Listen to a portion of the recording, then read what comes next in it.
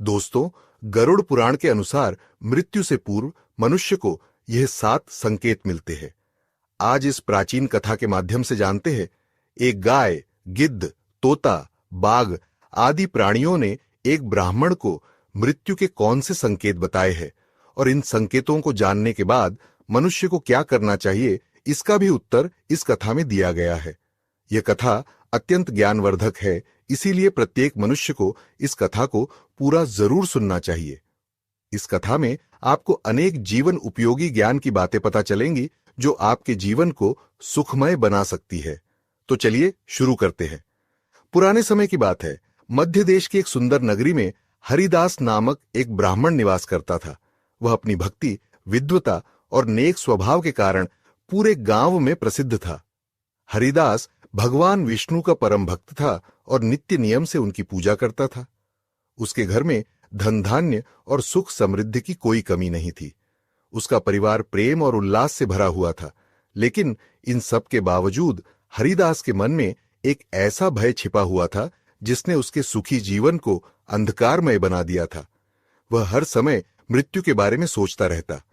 रात को जब सब सो जाते, तब हरिदास अकेला बैठकर यह सोचकर बेचैन हो उठता कि उसकी मृत्यु के बाद परिवार का क्या होगा। उसकी संपत्ति, उसके प्रियजन और उसका यह शरीर, यह सब एक दिन समाप्त हो जाएगा। उसका यह भय दिन प्रतिदिन बढ़ता गया। उसे नींद नहीं आती, भोजन का स्वाद फीका लगने लगा और उसका मन किसी भी चीज में नहीं लगता। जीवन की शांति और आनंद पूरी तरह समाप्त हो गए थे। आखिरकार एक दिन हरिदास ने इस भय से छुटकारा पाने का निर्णय लिया। उसने सोचा, मुझे मृत्यु का रहस्य जानना होगा। यदि मैं यह समझ सकूं कि मृत्यु से पहले क्या संकेत मिलते हैं, तो शायद मैं इस भय से मुक्त हो सकता हूं। इस विचार के साथ हरिदास ने अपने परिवार और संपत्ति को पीछे छोड़ दिया और नगर नगर भटकने लगा। वह जहां कहीं पर भी जाता, वहां के साधु संतों से मिलता और उन साधु संत से यही प्रश्न पूछता, हे महात्मा, मृत्यु से पहले मनुष्य को कौन कौन से संकेत मिलते हैं? लेकिन कहीं से उसे संतोषजनक उत्तर नहीं मिला। भटकते भटकते एक दिन वह एक घने और भयावह जंगल में पहुंच गया। इस जंगल के चारों ओर केवल ऊंचे ऊंचे पेड़, झाड़ियां और पक्षियों की अजीब आवाजें सुनाई पड़ रही थीं। चलते चलते उसे एक स्थान पर एक आश्रम दिखाई दिया। यह साधारण आश्रम नहीं था। आश्रम के बाहर एक दिव्य शांति फैली हुई थी। अंदर से वेदों का पाठ और शंखध्वनि सुनाई पड़ रही थी। उस आश्रम में जो साधु निवास करते थे, वे बहुत तेजस्वी और शांत दिख रहे थे। उनके मुख पर दिव्यता की चमक थी और ऐसा प्रतीत होता था मानो वे साक्षात देवता हों। हरिदास ने आश्रम में प्रवेश किया और साधु को प्रणाम करते हुए कहा, हे साधु महात्मा, मैं एक समस्या लेकर आया हूं, कृपया मेरी सहायता कीजिए। साधु ने शांति से उत्तर दिया, हे ब्राह्मण, बताओ तुम्हारी समस्या क्या है? तुम इतने चिंतित और थके हुए क्यों दिख रहे हो? हरिदास ने हाथ जोड़कर कहना शुरू किया, हे साधु महाराज, मैं मृत्यु के भय से अत्यधिक परेशान हूं। इस भय के कारण मुझे न नींद आती है, न भोजन अच्छा लगता है। मैं दिन रात केवल मृत्यु के बारे में ही सोचता हूं। साधु ने गंभीर स्वर में पूछा, मृत्यु का भय क्यों? क्या तुम यह जानना चाहते हो कि मृत्यु कब होगी और कैसे होगी? हरिदास ने उत्तर दिया, हां महाराज, मैं यह जानना चाहता हूं कि मनुष्य को मृत्यु से पहले कौन कौन से संकेत मिलते हैं। मैं यह समझना चाहता हूं ताकि इस भय से मुक्त हो सकूं। साधु ने हरिदास की बात ध्यान से सुनी और फिर कहा, हे ब्राह्मण, मृत्यु का रहस्य जानने के लिए तुम्हें इस जंगल में गहराई तक जाना होगा। इस जंगल में जो भी पशु पक्षी या कोई विचित्र चीज मिले, उनसे मृत्यु के विषय में पूछो। ये सभी तुम्हें मृत्यु से पहले मिलने वाले संकेतों के बारे में बताएंगे, लेकिन याद रखना, वे तुमसे पहले एक पहेली पूछेंगे। यदि तुम उनकी पहेली का सही उत्तर दोगे, तो ही वे तुम्हें मृत्यु का संकेत बताएंगे। हरिदास ने साधु की बात सुनकर उन्हें प्रणाम किया और कहा, ठीक है साधु महाराज, अगर इससे मुझे मेरे प्रश्नों का उत्तर मिलता है तो मैं अवश्य इस वन में जाऊंगा। साधु ने उसे आशीर्वाद देते हुए कहा, जाओ और ध्यान रखना कि यह यात्रा तुम्हारे लिए केवल मृत्यु का नहीं, बल्कि जीवन का भी सत्य उजागर करेगी। फिर हरिदास साधु के निर्देशानुसार जंगल में चला गया। वह जंगल बेहद भयानक था। बड़े बड़े पेड़ जिनकी शाखाएं मानो आकाश को छू रही थीं, चारों ओर फैले हुए थे। हरियाली के बीच डरावनी चुप्पी थी। जंगली जानवरों की आवाजें वातावरण को और भयावह बना रही थीं। हरिदास भयानक जंगल में धीरे धीरे आगे बढ़ रहा था। चारों ओर ऊंचे ऊंचे पेड़ों का सघन घेरा था। चलते चलते उसकी नजर एक विशालकाय पेड़ पर पड़ी। ये कोई साधारण पेड़ नहीं था। उसकी शाखाएं किसी राजा के मुकुट की तरह फैली हुई थीं और तना इतना मोटा था कि उसे 4 लोग मिलकर भी घेर नहीं सकते थे। पेड़ के चारों ओर एक रहस्यमयी आभा थी और ऐसा प्रतीत हो रहा था जैसे वह पेड़ उसे देख रहा हो। जैसे ही हरिदास पेड़ के पास पहुंचा, पेड़ की गहरी धीमी आवाज गूंजी, हे ब्राह्मण, तुम कौन हो और इस भयानक वन में क्यों आए हो? तुम्हें किसने यहां पर भेजा है? सब कुछ सच सच बताओ। हरिदास ने दोनों हाथ जोड़कर विनम्रता से कहा, हे महावृक्ष, मैं मृत्यु के रहस्य को जानने के लिए यहां आया हूं। मुझे यह जानना है कि मृत्यु से पहले कौन कौन से संकेत मिलते हैं। क्या आप मेरी सहायता कर सकते हैं? फिर पेड़ ने धीरे धीरे अपना असली रूप धारण किया। उस महावृक्ष का विशालकाय मुख प्रकट हुआ। उसका मुख मनुष्य की भांति दिखाई देने लगा। उस वृक्ष का वह अद्भुत रूप देखकर हरिदास भयभीत होकर उस वृक्ष की ओर घूरने लगा। तभी पेड़ ने अपनी आवाज को और गंभीर करते हुए कहा, हे ब्राह्मण, मैं तुम्हारी सहायता कर सकता हूं, लेकिन पहले तुम्हें मेरी पहेली का उत्तर देना होगा। यदि तुम सही उत्तर दोगे तो मैं तुम्हें मृत्यु से पूर्व मिलने वाला पहला संकेत बताऊंगा। हरिदास ने आत्मविश्वास से कहा, हे वृक्ष, पूछिए, आपकी जो भी पहेली है उसका उत्तर देने के लिए मैं अपनी पूरी कोशिश करूंगा। पेड़ ने थोड़ी देर चुप्पी साधी और फिर अपनी पहेली पूछी, हे ब्राह्मण, कौन है वह जो बिना पंखों के उड़ता है, बिना पैरों के चलता है और बिना जीभ के बोलता है? हरिदास ने कुछ देर गहन विचार किया। उसने चारों ओर देखना शुरू किया और उसका ध्यान उस समय बह रही ठंडी हवा पर गया। कुछ क्षणों बाद उसने मुस्कुराते हुए उत्तर दिया, हे महावृक्ष, यह तो हवा है। पेड़ अचानक हंस पड़ा। उसकी हंसी जंगल में गूंज उठी। उसने कहा, तुमने सही उत्तर दिया हे ब्राह्मण। अब सुनो, मृत्यु का पहला संकेत यह है जब व्यक्ति के शरीर की ऊर्जा क्षीण होने लगे और वह हर समय थकान महसूस करे, तो समझो मृत्यु निकट है। यह संकेत तुम्हें आत्मिक और शारीरिक रूप से सावधान करने के लिए है। हरिदास ने पेड़ को प्रणाम किया और कहा, हे महावृक्ष, मैं आपके ज्ञान के लिए हृदय से आभारी हूं। आपने मेरे प्रश्न का उत्तर दिया और मुझे मृत्यु के पहले संकेत के बारे में बताया। मैं इसे याद रखूंगा।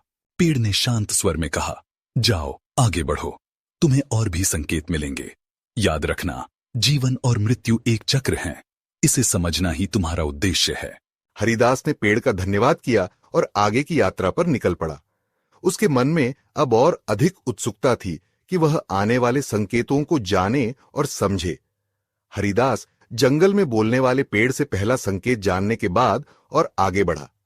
रास्ता और अधिक भयावह और चुनौतीपूर्ण हो गया था। पेड़ों की शाखाएं आपस में उलझी हुई थीं और झाड़ियों से अजीब आवाजें आ रही थीं। चलते चलते अचानक उसकी नजर एक विशाल गिद्ध पर पड़ी जो एक सूखे पेड़ की डाल पर बैठा था। गिद्ध का आकार साधारण पक्षियों से कई गुना बड़ा था। उसकी आंखें चमक रही थीं, मानो वह सब कुछ देख सकता हो। उसकी चोंच और पंख इतने तेजस्वी थे कि एक क्षण के लिए हरिदास को भय का अनुभव हुआ, लेकिन उसने साहस बटोरकर गिद्ध को प्रणाम किया। जैसे ही हरिदास उसके पास पहुंचा, गिद्ध ने गहरी और तीखी आवाज में पूछा, हे मनुष्य, तुम कौन हो और इस घने जंगल में क्या कर रहे हो? हरिदास ने हाथ जोड़कर विनम्रता से कहा, हे गिद्ध, मैं एक साधारण ब्राह्मण हूं। मैं मृत्यु का रहस्य जानने के लिए भटक रहा हूं। मुझे मृत्यु से पूर्व मिलने वाले संकेतों के बारे में जानने की जिज्ञासा है। कृपया मेरी सहायता करें। गिद्ध ने अपनी पंखों को फैलाते हुए कहा, मैं तुम्हारी सहायता कर सकता हूं, लेकिन उसके लिए तुम्हें मेरी एक पहेली का उत्तर देना होगा। यदि तुम उत्तर सही दोगे तो मैं तुम्हें मृत्यु से पूर्व मिलने वाला एक महत्वपूर्ण संकेत बताऊंगा। हरिदास ने कहा, पूछिए हे महाज्ञानी गिद्ध, आपका जो भी सवाल है मैं उसका उत्तर देने की पूरी कोशिश करूंगा। गिद्ध ने अपनी तीव्र दृष्टि हरिदास पर टिकाते हुए पूछा, हे मनुष्य, क्या है वह चीज जो पैदा होने के साथ ही हर पल घटती रहती है लेकिन कभी समाप्त नहीं होती? हरिदास ने थोड़ी देर विचार किया। उसने अपनी यात्रा, समय और जीवन के चक्र के बारे में सोचा। कुछ ही क्षणों बाद उसने उत्तर दिया, हे गिद्ध महाराज, इसका उत्तर समय है। समय हर पल कम होता है लेकिन यह अनंत है और कभी समाप्त नहीं होता। गिद्ध ने अपनी तीखी आवाज में हंसते हुए कहा, सही उत्तर दिया। हे ब्राह्मण, अब सुनो, मृत्यु का दूसरा संकेत यह है, जब व्यक्ति की इंद्रियां जैसे सुनने और देखने की शक्ति कमजोर होने लगे तो समझो कि मृत्यु निकट है। हरिदास ने ध्यानपूर्वक गिद्ध की बात को सुना और गिद्ध को प्रणाम करते हुए कहा, हे महाज्ञानी गिद्ध, मैं आपके ज्ञान का आभारी हूं। आपने मुझे मृत्यु के दूसरे संकेत के बारे में बताया जो मेरे लिए अत्यंत महत्वपूर्ण है। गिद्ध ने अपने पंख झटकते हुए कहा, हे मनुष्य, याद रखना, जीवन और मृत्यु के बीच संतुलन को समझने के लिए इन संकेतों का ज्ञान आवश्यक है। अब आगे बढ़ो, तुम्हारी यात्रा अभी पूरी नहीं हुई है। हरिदास ने गिद्ध का धन्यवाद किया और अपने मार्ग पर चल पड़ा। उसके मन में अब और अधिक जिज्ञासा थी कि आने वाले संकेत क्या रहस्य खोलेंगे। जंगल की यात्रा उसे हर पल मृत्यु के सत्य के और करीब ला रही थी।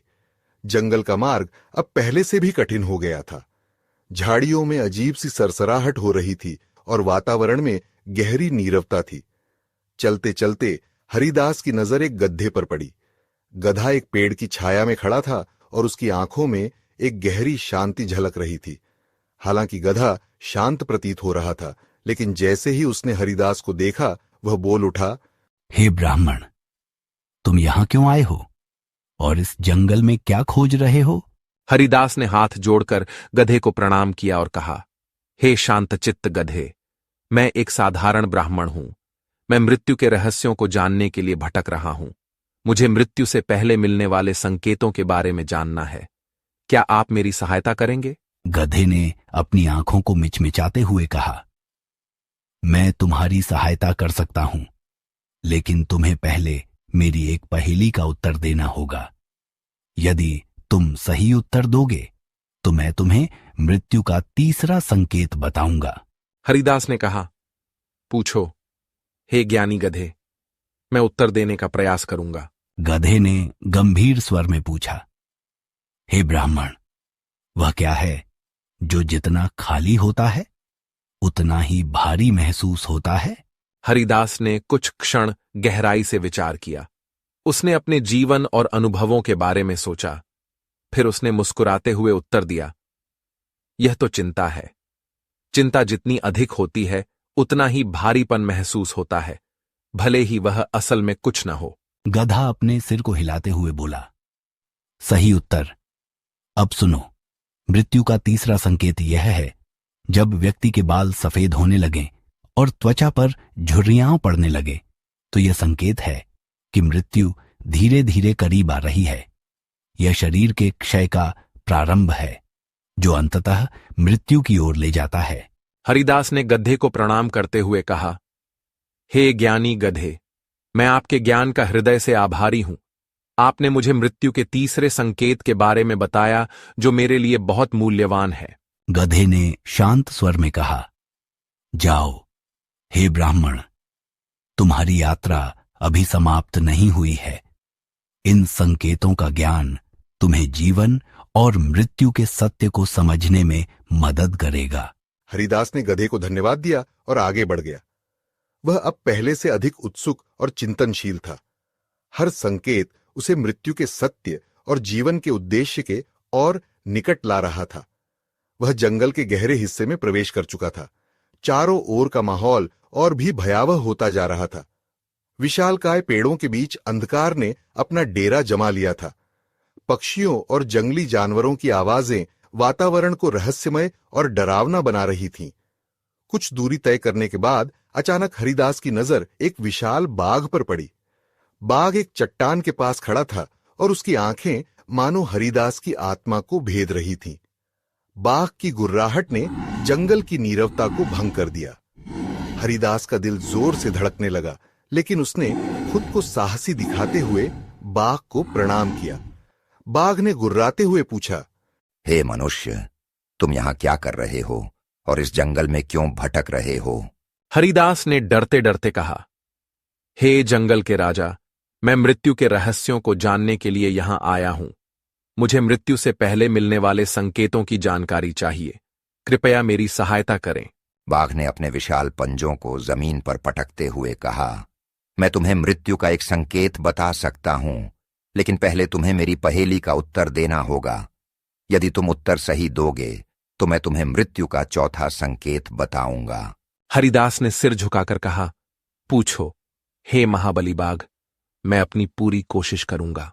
बाघ ने अपनी गहरी आवाज में पूछा, हे ब्राह्मण, वह क्या है जो देखने में खाली है लेकिन अपने भीतर सब कुछ समेटे हुए है? हरिदास ने कुछ पल के लिए सोचा। उसे अपनी यात्रा के अनुभव और मृत्यु के संकेतों की सीख याद आई। फिर उसने आत्मविश्वास से कहा, यह तो आकाश है। आकाश को हम खाली और शून्य के रूप में देखते हैं, लेकिन यह अपने भीतर पूरी सृष्टि, हवा, बादल, सूरज, चांद और तारे समेटे हुए है। बाघ ने अपनी गुर्राहट रोक दी और एक धीमी हंसी के साथ कहा, तुमने सही उत्तर दिया, हे ब्राह्मण। अब सुनो, मृत्यु का चौथा संकेत यह है, शरीर की त्वचा का पीली या काली पड़ना और चेहरे का तेजहीन हो जाना मृत्यु के निकट आने का एक महत्वपूर्ण संकेत है। यह संकेत इस बात को दर्शाता है कि शरीर की जीवन ऊर्जा क्षीण हो रही है और आत्मा धीरे धीरे शरीर से विदा लेने की तैयारी कर रही है। हरिदास ने बाघ को प्रणाम करते हुए कहा, हे महाबली, मैं आपके ज्ञान के लिए आभारी हूं। आपने मुझे मृत्यु का चौथा संकेत बताया, जो मेरे लिए अत्यंत मूल्यवान है। बाघ ने अपनी चमकती हुई आंखों से उसे देखा और कहा, याद रखना, मृत्यु केवल अंत नहीं बल्कि एक नई शुरुआत है। अब आगे बढ़ो, तुम्हें अभी और सीखना है। हरिदास ने बाघ का धन्यवाद किया और अपनी यात्रा पर आगे बढ़ा। जंगल अब और भी गहराई में प्रवेश कर चुका था और उसकी जिज्ञासा मृत्यु के संकेतों को लेकर और बढ़ गई थी। उसकी यात्रा उसे हर कदम पर मृत्यु के सत्य के और करीब ला रही थी। अब पहले से भी अधिक रहस्यमय और शांत हो गया था। बड़े बड़े वृक्षों के बीच एक पगडंडी उसे और अधिक अंदर ले जा रही थी। जंगल के इस भाग में वातावरण अजीब सा था, न डरावना और न ही सामान्य, बल्कि ऐसा लगता था जैसे यह स्थान किसी दिव्यता से भरपूर है। कुछ दूर चलते चलते हरिदास की नजर एक विशाल गाय पर पड़ी। गाय का रूप अलौकिक था। उसका शरीर सुनहरी आभा से चमक रहा था और उसकी आंखों में गहरी करुणा झलक रही थी। वह बिल्कुल शांत खड़ी थी, मानो अपने चारों ओर का हर रहस्य जानती हो। हरिदास को गाय के इस दिव्य रूप को देखकर एक अलग ही शांति का अनुभव हुआ। उसने तुरंत गाय को प्रणाम किया और विनम्रता से कहा, हे गौ माता, मैं मृत्यु के रहस्य को समझने के लिए भटक रहा हूं। मैंने इस जंगल में अनेक संकेत प्राप्त किए हैं, लेकिन अब मुझे आपसे सहायता चाहिए। क्या आप मुझे मृत्यु से पहले मिलने वाले किसी संकेत के बारे में बता सकती हैं? गाय ने अपने शांत और करुणामय स्वर में कहा, हे ब्राह्मण, मैं तुम्हारी सहायता अवश्य करूंगी, लेकिन पहले मेरी एक पहेली का उत्तर दो। यदि तुम सही उत्तर दोगे तो मैं तुम्हें मृत्यु का 5वां संकेत बताऊंगी। हरिदास ने तुरंत कहा, पूछो हे गौ माता, मैं अपनी पूरी कोशिश करूंगा। गाय ने अपनी बड़ी आंखों को झपकाते हुए पूछा, वह कौन सा अमृत है जो बिना पिए ही जीवन को बनाए रखता है और बिना देखे भी हर प्राणी के लिए आवश्यक है? हरिदास ने थोड़ी देर सोचा। उसने अपने जीवन और प्रकृति के बारे में विचार किया। उसे उत्तर शीघ्र ही स्पष्ट हो गया। उसने कहा, यह तो प्राणवायु है। बिना प्राणवायु के कोई भी जीवित नहीं रह सकता। यह जीवन का आधार है। गाय ने प्रसन्न होकर सिर हिलाया और कहा, सही उत्तर हे ब्राह्मण। तुम्हारी बुद्धि और एकाग्रता प्रशंसनीय है। अब सुनो, मृत्यु का 5वां संकेत यह है, जब व्यक्ति का शरीर भोजन के प्रति उदासीन हो जाए और वह खाने का स्वाद न ले पाए, तो समझो कि मृत्यु का समय निकट है। यह संकेत शरीर और आत्मा के पृथक्करण का प्रारंभ है।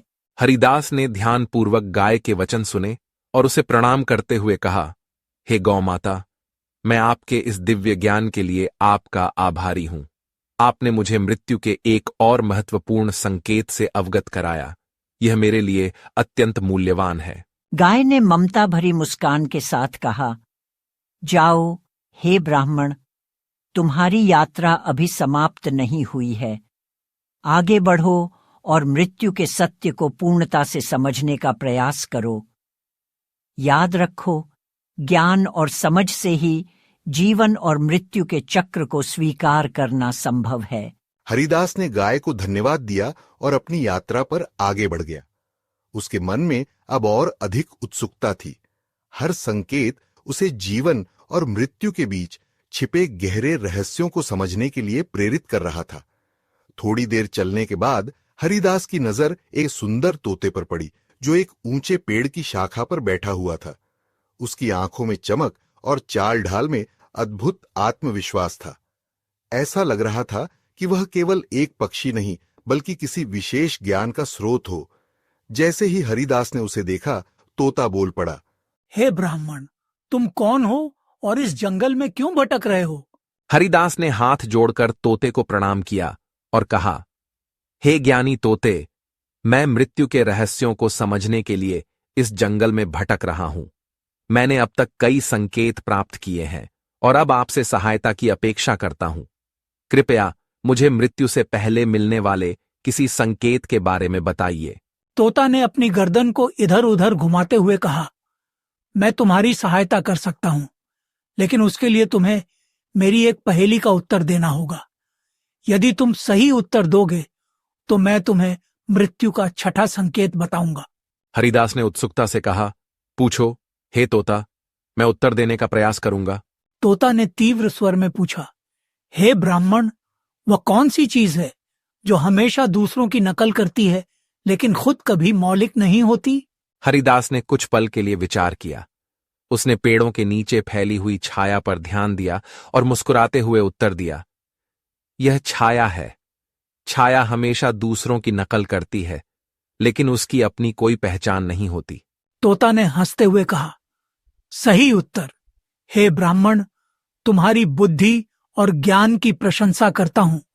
अब सुनो, मृत्यु का 6ठा संकेत यह है, जब व्यक्ति के सपने डरावने और विचित्र होने लगें और वह गहरी और शांत नींद न ले पाए, तो समझो मृत्यु निकट है। सपने आत्मा की चेतना के संकेत होते हैं और उनका विचलित होना मृत्यु के आगमन का सूचक है। हरिदास ने तोते को प्रणाम करते हुए कहा, हे ज्ञानी तोते, मैं आपके इस ज्ञान के लिए आपका हृदय से आभारी हूं। आपने मुझे एक और महत्वपूर्ण संकेत से अवगत कराया है। तोता ने अपनी पंख फड़फड़ाते हुए कहा, याद रखो, मृत्यु जीवन का अंत नहीं, बल्कि आत्मा की यात्रा का एक और चरण है। अब आगे बढ़ो, तुम्हारी यात्रा अभी समाप्त नहीं हुई है। हरिदास ने तोते का धन्यवाद किया और अपनी यात्रा जारी रखी।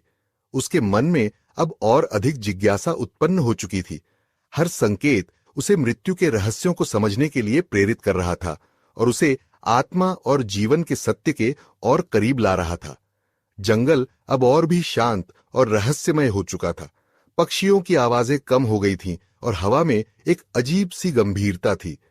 रास्ते पर चलते चलते उसे एक स्थान दिखाई दिया जहां धूप के छोटे छोटे टुकड़े पेड़ों की शाखाओं से छनकर गिर रहे थे। इसी शांत और सुंदर वातावरण में उसकी नजर एक तेजस्वी हिरण पर पड़ी। हिरण का स्वरूप ऐसा था जैसे वह जंगल के सभी रहस्यों को जानता हो। उसकी आंखें चमक रही थीं और उसकी चाल में एक अपार आत्मविश्वास झलक रहा था। वह अत्यंत सुंदर और शांत दिखाई दे रहा था, मानो यह जंगल का कोई रक्षक हो। हरिदास ने हिरण को प्रणाम किया और कहा, हे वन मृग, मैं एक साधारण ब्राह्मण हूं। मैं मृत्यु के रहस्यों को जानने और समझने के लिए यहां आया हूं। मैंने अब तक कई संकेत प्राप्त किए हैं और अब आपसे सहायता की अपेक्षा करता हूं। कृपया मुझे मृत्यु से पहले मिलने वाले संकेत के बारे में बताइए।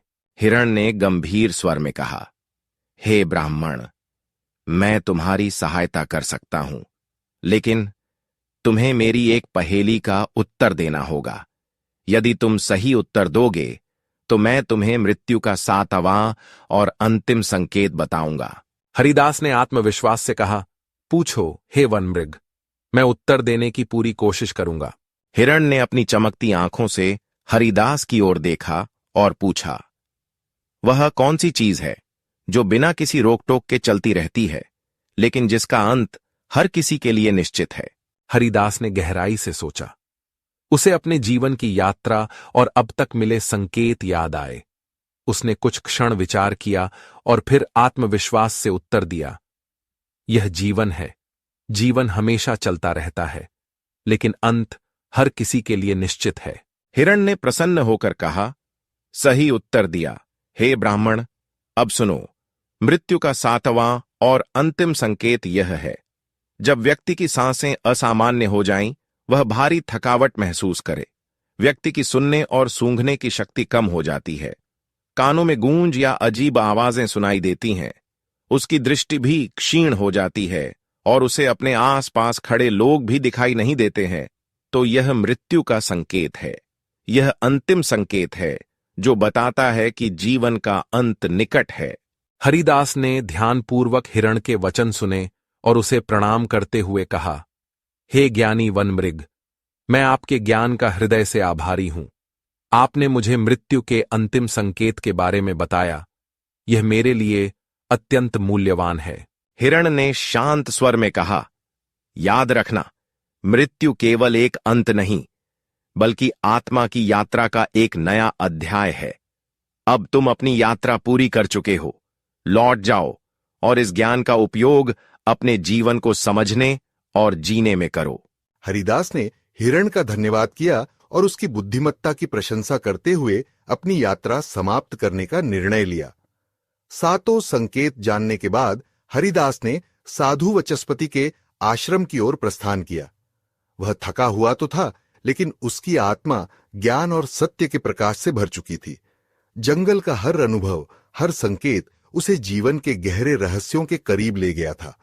जब वह साधु वचस्पति के पास पहुंचा तो उनके चरणों में प्रणाम करते हुए उसने कहा, हे गुरुदेव, मैंने आपकी आज्ञा का पालन किया और जंगल के प्रत्येक संकेत को समझा। मैंने हर प्राणी से सीखा और उनके द्वारा दिए गए 7 संकेतों को जाना। कृपया मुझे इन संकेतों का गूढ़ अर्थ समझाइए। साधु वचस्पति ने हरिदास की ओर शांत और गंभीर दृष्टि से देखा।